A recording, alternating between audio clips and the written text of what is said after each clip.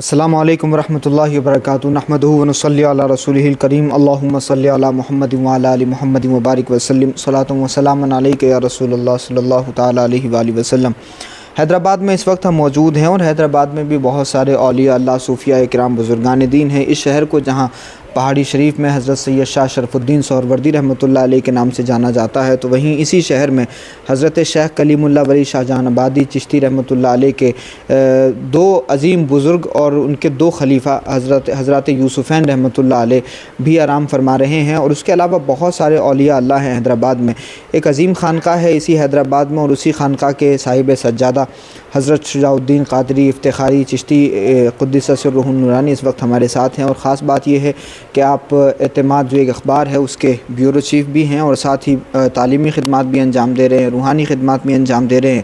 اور میرے لیے حضرت سے ملاقات کی ایک بڑی خاص وجہ یہ ہے کہ میرے استاذ محترم عالم ربانی حضرت شیخ اسد اللہ قاسم القادری رحمۃ اللہ علیہ کے آپ دوست رہے ہیں، اور ان سے بڑے گہرے روابط، اور پھر اس کے بعد میں خانقاہ قادریہ سے بڑا گہرا تعلق حضرت شیخ اسد الحق قادری رحمۃ اللہ علیہ کے چھوٹے بھائی، اور اس وقت خانقاہ عالیہ قادریہ بدایوں شریف کے صاحب سجادہ حضرت عبدالغنی محمد عطیف قادری قدس سرہ النورانی کے بھی آپ ساتھی ہیں۔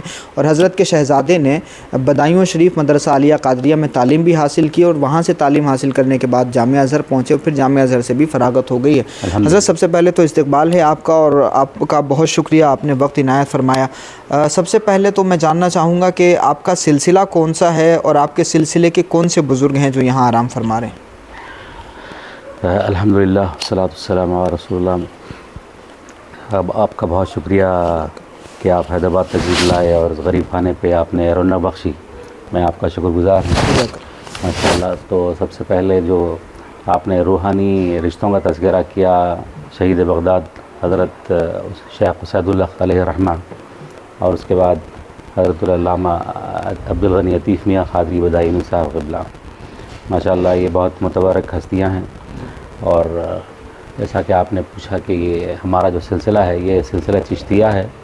سلسلہ چشتیہ حضرت نظام الدین محبوب الہی کے بعد آئین ہند حضرت سراج الدین عقی علیہ الرحمہ سے چلتا ہوا یہاں حیدرآباد آیا ہے۔ حیدرآباد میں ہمارے یہاں پر سلسلہ چشتیہ کی جو آخری کڑی ہے حضرت شجاع الحق چشتی رحمۃ اللہ علیہ ہیں، جو بدخشاں سے یہاں تشریف لائے تھے۔ تو تقریباً 200 سال سے زائد کا عرصہ وہ حضرت کا یہاں پہ تشریف لائے۔ تو حضرت کے بعد سلسلہ چشتیہ یہاں سے کافی پھیلا۔ الحمدللہ حیدرآباد میں اس سلسلے کے مجدد ہوئے حضرت سید محمد افتخار علی شاہ وطن رحمۃ اللہ علیہ۔ تو حضرت افتخار علی شاہ وطن سے افتخاری ساری دنیا میں یہاں سے جو ہے نا پھیلے ہیں۔ تو خادم بھی اسی سلسلے کا منسلک ہے، اس کی خدمت گزار ہے۔ حضرت یہ بھی فرمائیے گا خانقاہ کی طرف سے کیا روحانی تعلیمی خدمات ابھی کی جا رہی ہیں؟ جی الحمدللہ یہاں پر ماہانہ محافل ہوتی ہیں ذکر و اذکار کی اور نغمہ چشت کی، اور الحمدللہ اس کا سلسلہ جاری رہتا ہے۔ مختلف محافل کا سلسلہ رہتا ہے، اس کے علاوہ سماجی مختلف خدمات بھی رہتی ہیں۔ ہمارے یہاں چشتی فاؤنڈیشن حیدرآباد بھی ہے، اور اس کے تحت ہماری مختلف سماجی خدمات بھی چلتی رہتی ہیں، علمی خدمات بھی ہیں، اور الحمدللہ ہم نے اسکولز بھی قائم کیے تھے، اسکول بھی چلائے ہیں ہم نے الحمدللہ۔ تو مختلف خدمات کا، علمی خدمات کا سلسلہ چلتا رہتا ہے۔ تو ایک تجسس تھا مجھے بھی کہ یہ افتخاری سلسلہ اس کی بنیاد کیا ہے اور اصل کیا ہے، تو بہرحال آج یہ فلسفہ جو ہے وہ کم سے کم مجھے سمجھ میں آیا کہ یہ افتخاری سلسلہ بھی سلسلہ چشتیہ کی ہی ایک شاخ ہے، اور اس کے جو سرخیل ہیں، اس سلسلے کے جو روح رواں ہیں، وہ اسی حیدرآباد میں آرام فرما رہے ہیں، اسی خانقاہ کے صاحب سجادہ ہیں جناب شجاع الدین قادری صاحب۔ تو حضرت یہ بھی فرمائیے گا خاص طور سے سلسلہ چشتیہ کی جو تعلیمات ہیں اور سلسلہ چشتیہ کا جو اپنا اثر و رسوخ ہے ہندوستان میں، اس وقت اس کی تبلیغ کی کتنی زیادہ ضرورت ہے؟ سرکار غریب نواز جب ہندوستان تشریف لائے تھے تو یہاں کی نہ بولی جانتے تھے نہ یہاں لوگوں کو جانتے تھے۔ تو جب وہاں حضرت جب سفر کرتے تھے تو حضرت کو دیکھ کے لوگ حضرت کے قریب حلقہ بگوش ہو جاتے تھے۔ تو سلسلہ چشتیہ تو ہندوستان کا میں یوں کہوں گا کہ جو ہے نا میزبان سلسلہ ہے۔ تو یہ عرض کروں کہ شاید سلسلہ چشتیہ ہی اس وقت ملک میں جو ہے نا روحانی فیض پہنچا سکتا ہے، اور جو بے چین لوگ ہیں انہیں جو ہے نا سکون پہنچا سکتا ہے۔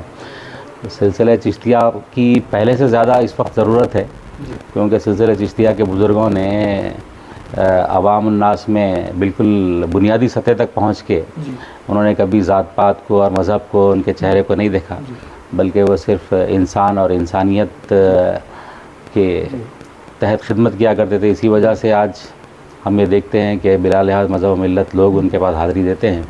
تو پہلے سے کہیں زیادہ آج سلسلہ چشتیہ کی ضرورت ہے ہندوستان کو۔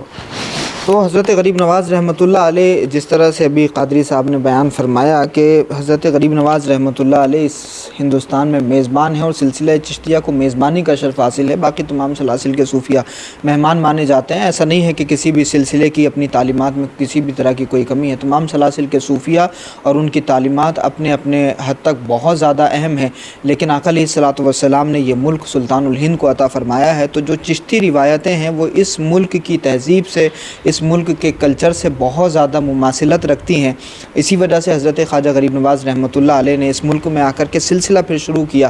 بزرگ اس سے پہلے بھی تھے، حضرت داتا گنج بخش علی بن عثمان ہجویری کا سلسلہ، اور اس کے علاوہ اس ملک میں الگ الگ مقامات پر بہت سارے صوفیہ تھے غریب نواز سے پہلے، لیکن سلطان الہند کی تشریف آوری کے بعد میں حضرت غریب نواز کے جانشین قطب الدین بختیار کاکی بنے، پھر ان کے بعد حضرت بابا فرید بنے، بابا فرید سے پھر حضرت محبوب الہی، اور پھر محبوب الہی خواجہ نظام الدین اولیاء کے خلفاء آسمان میں ستاروں کی مانند، اور پھر حضرت بابا فرید کے ہی دوسرے مرید تھے، خلیفہ تھے حضرت مخدوم علاء الدین علی احمد صابر کلیری، جن سے سلسلہ چشتیہ صابریہ پھیلا۔ تو اگر اس سلسلے کو آپ دیکھیں گے تو اس کی خصوصیات میں آپ کو یہ نظر آئے گا کہ ہندوستان میں سلسلہ چشتیہ کی روایات اس ملک کی تہذیب سے بہت زیادہ اٹیچمنٹ ہے ان کا، اور بہت زیادہ مماثلت ہے۔ تو اس سلسلے کے فروغ کی آج کے دور میں بھی بہت زیادہ ضرورت ہے، رواداری کے ساتھ میں، محبت اور بھائی چارے کے ساتھ میں۔ آخری سوال حضرت یہ بھی بیان فرمائیے گا، اسد الحق قادری صاحب رحمۃ اللہ علیہ سے آپ کی ملاقاتیں رہی ہیں، عالم ربانی کے اخلاق اور کردار کے بارے میں آپ کیا کچھ کہنا چاہیں گے؟ شہید بغداد، اللہ انہیں ان کے درجات بلند کرے، غریق رحمت فرمائے۔ ماشاءاللہ میں سمجھتا ہوں کہ موجودہ دور میں حضرت کا کوئی ثانی نہیں ہے۔ جی، عالم ربانی شہید بغداد نے کم عمری میں جو کارنامے انجام دیے، میں سمجھتا ہوں ان سے دگنی عمر کے لوگ بھی وہ کارنامے نہیں کر پاتے جانا۔ تو حضرت کے جو خدمات اور کارنامے ہیں وہ انشاءاللہ رہتی دنیا تک یاد رکھے جائیں گے۔